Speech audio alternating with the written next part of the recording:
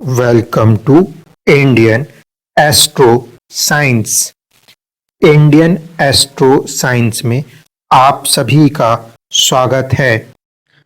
Hello दोस्तों, स्वागत है आप सभी का।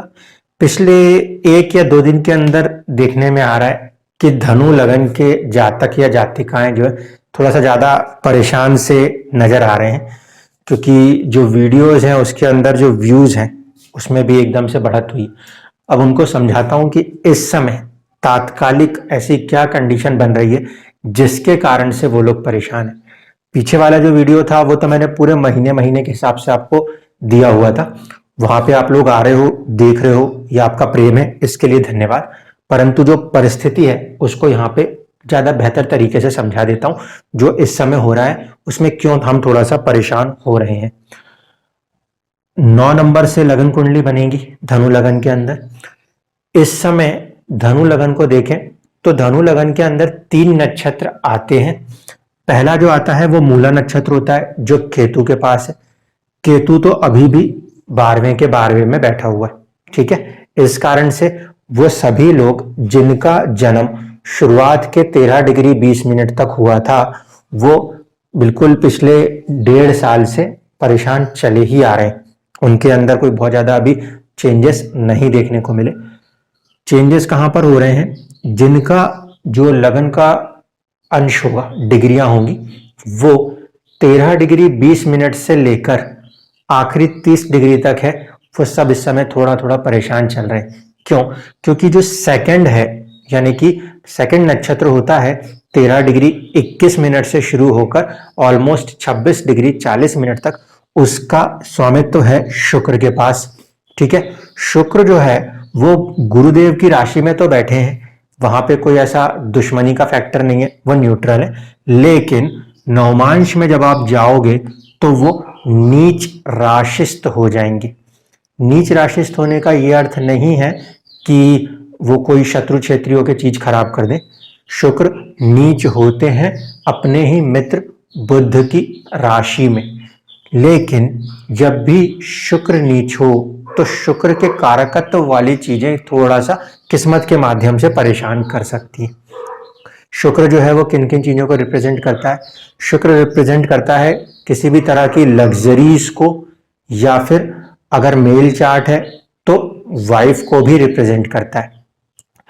ये जो फॉर्मेशन बनेगा किस्मत के अंदर, ये बनेगा 10th हाउस में। अब 10th हाउस क्या रिप्रेजेंट करता है? 10th हाउस रिप्रेजेंट करता है फादर को भी, 10th हाउस रिप्रेजेंट करता है आपके स्टेटस को भी, और साथ ही साथ अगर आप मैरिड हैं तो 10th हाउस आपके सास को भी रिप्रेजेंट करेगा। तो इन एरियाज से थोड़ी थोड़ी कुछ चुनौतियां आ सकती हैं। प्रोफेशन स्टेटस, ठीक है, फादर या सास। अब ये नीच राशिस्थ होने से क्या होगा? जिन भी जातक जातिकाओं का लगन धनु है और उनका सबकॉन्शियस माइंड वीनस स्पेसिफिकली होगा, यानी कि 13 डिग्री 21 मिनट से लेकर कहीं ना कहीं आप 26 डिग्री 40 मिनट के बीच में यदि आपका जन्म हुआ है, ऐसे परिस्थिति में आप अंदर ही अंदर काफी बेचैन रहेंगे। एक चीज तो ये थी। पिछले जो 2 दिन के अंदर हम देखें तो ये चंद्रमा 1 नंबर की राशि में बैठा हुआ है। ये तो हमारी लिए हमारी बुद्धि हो गई थी, जो भी शुक्र से रूल्ड थे वहां पर। अब चंद्रमा जो है वो 1 नंबर की राशि में तो बैठा, 1 नंबर की राशि में बैठने के साथ साथ वो मंगल से इस समय तात्कालिक शत्रु भी हुआ, ठीक है। एक चुनौती इस पे थी। दूसरी बात कि चंद्रमा जो है वो नीच राशिस्थ देखने को मिला अभी हमें नवमांश के अंदर। तो कई सारे लोग, सभी का तो नहीं कह सकते, क्योंकि देखिए नवमांश में आया है तो वो पूरे के पूरे राशि पे बैठा है ऐसा नहीं है, सिर्फ एक अंश होगा, 1/9 का डिवीजन अंश। उतने समय तक के लिए चंद्रमा जो है वो नीच का प्रतीत होता है, जो कि मन की बेचैनी को बढ़ाता है। तो पूरे के पूरे 2.5 दिन चंद्रमा एक राशि में बैठता है, तो उसका कुछ पार्ट जो है वो आपको परेशान किए हुए है मनोस्थिति से। ज्यादा लंबी जो चुनौती है वो है शुक्र के कारण। दूसरी बात, मंगल जो कि यहाँ पे केंद्र में बैठे हैं, लगन में बैठे हैं, ये थोड़ा सा मांगलिक बना रहे हैं, ये थोड़ा सा जल्दबाज बना रहे हैं।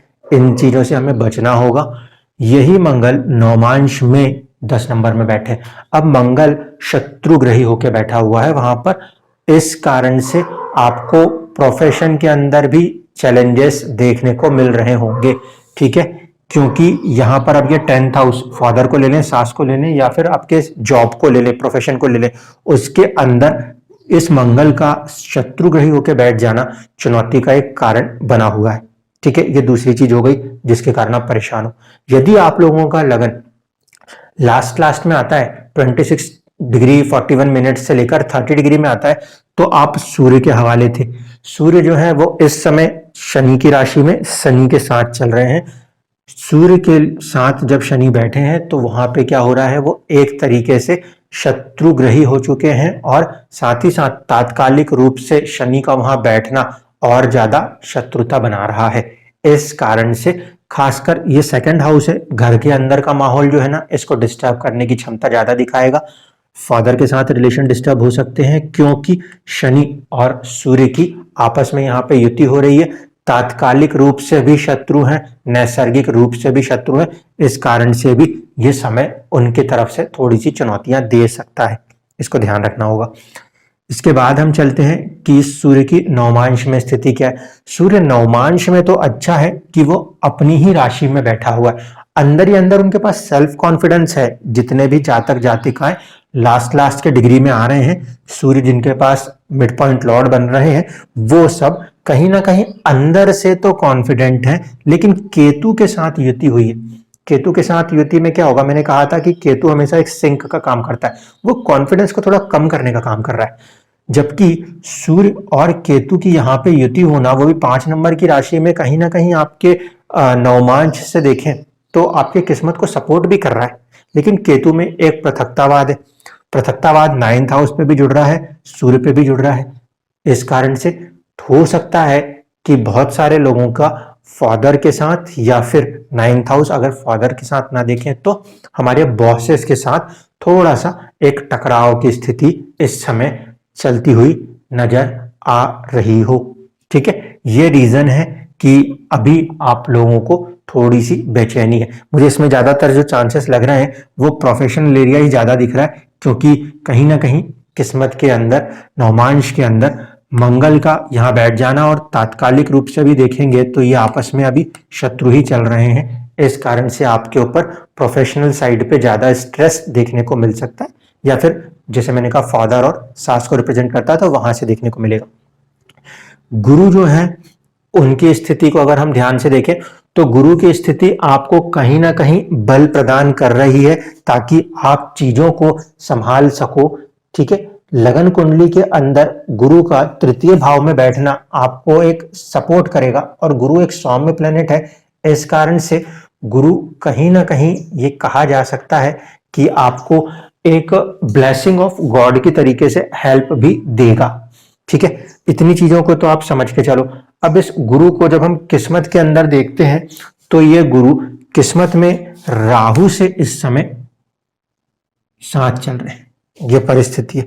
यानी कि किस्मत के अंदर राहु के साथ इसका कनेक्शन जब भी है तो हम इसको कैसे रीड करते थे, हमेशा रीड करते थे गुरु चंडाल। यानी कि इच्छाओं का जो भी गुरु मार्गदर्शन भी करना चाहे, उसके अंदर भी राहु जो है वो कहीं ना कुछ एक माया, एक फॉल्स इमेज, एक इल्यूजन क्रिएट करके चीजों को डिस्टर्ब करने का प्रयास कर रहा है। इस कारण से हम अपने विजडम को यूज करना भी चाह रहे हैं तो किस्मत के अंदर राहु उसको कहीं ना कहीं भ्रमित करने का काम कर रहा है।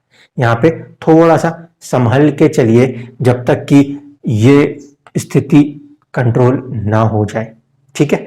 ये है इस समय जो तात्कालिक रूप से आपके परेशानियों का कारण बन रहा है। नवमांश में शनि जो है वो भी कहीं ना कहीं चंद्रमा की राशि में होने के कारण शत्रुग्रही है। बहुत सारे लोगों का वैसे भी इस समय मैरिटल लाइफ इश्यूज चल ही रहे होंगे, क्योंकि यहाँ पर इस भाव पे शनि और केतु की साझा युति है। किस्मत के अंदर शनि जो है वो 4 नंबर की राशि में बैठे हैं, जहां पे कि वो उसे शत्रु की राशि मानेंगे। इस कारण से भी डिस्टर्बेंसेस अभी भी बरकरार हैं। ज्यादातर लोग जो कि 9 नंबर से लगन से, यानी कि धनु लगन के अंदर आते हैं, उनके साथ ये परिस्थिति अभी चल रही है। चंद्रमा जो है वो ऑलमोस्ट आज 2-2:30 बजे तक आगे बढ़ जाएगा, तो मनोस्थिति में तो थोड़ी सी चीजें ठीक होंगी। जिन भी लोगों का शुक्र का कहीं ना कहीं पर लगन है, वो लोग थोड़े से समय के लिए यानी कि 27 फरवरी तक के लिए मेडिटेशन की तरफ जाएं, ठीक है। या फिर शुक्र की पूजा कर सकते हैं, लेकिन आपकी अपनी कुंडली में क्या स्थिति है वो पता नहीं, इसलिए वो चीज कहना गलत है। बेहतर है कि मेडिटेशन की तरफ जाएं, आत्म संयम के साथ काम करें, वो चीजें ठीक होंगी। शनि जिनका भी सूर्य का यानी कि जिन भी जातक जातिकाओं का लगन की डिग्री लास्ट में आती है 26 से लेकर 26.40 से लेकर 30 डिग्री तक, वो लोग 15 तारीख के बाद यानी कि आने वाली जो 15 फरवरी है उसके बाद जब सूर्य से बाहर निकलेंगे तो उनके कॉन्फिडेंस लेवल में एक राइज हमें देखने को मिलेगा। उनको थोड़ा सा 5-7 दिन और बचे हैं, आज 8 तारीख है, 7-8 दिन आप अपने आप को थोड़ा सा कंट्रोल वे में आगे बढ़ाइए, उसके बाद चीजें थोड़ी सी आपके लिए पॉजिटिव होंगी। बाकी पूरी पॉजिटिविटी के लिए तो हमें अभी वही सिचुएशन चाहिए। कहीं ना कहीं शनि और केतु की जो दृष्टि चौथे भाव पे बनी हुई है वो एक परेशानी दे रही है, जो अप्रैल के बाद खत्म होगी, ठीक है। जिन भी जातक जातिकाओं का 9 नंबर का लगन हो और साथ ही साथ 4 नंबर राशि में चंद्रमा बैठा हो, या फिर 12 नंबर राशि में चंद्रमा बैठा हो, या फिर 8 नंबर की राशि में चंद्रमा बैठा हो, वो लोग कहीं ना कहीं काफी परेशान है, ठीक है। यानी कि अगर आपका जन्म धनु लगन में हुआ है, साथ ही साथ आपकी राशि जो कि चंद्रमा से देखी जाती है वो या तो कर्क हो, या फिर वृश्चिक हो, या फिर मीन हो, तो अभी कहीं ना कहीं उनके मन के अंदर बहुत सारी उलझनें चल रही हैं। वो पूरी तरीके से समाप्त होंगी ऑलमोस्ट अप्रैल में जाकर, जब केतु मूव करेंगे। ये शायद 12 या 13 अप्रैल को आपको देखने को मिलेगा। इसलिए आखिरी का समय है, संयम खोने की जरूरत नहीं है।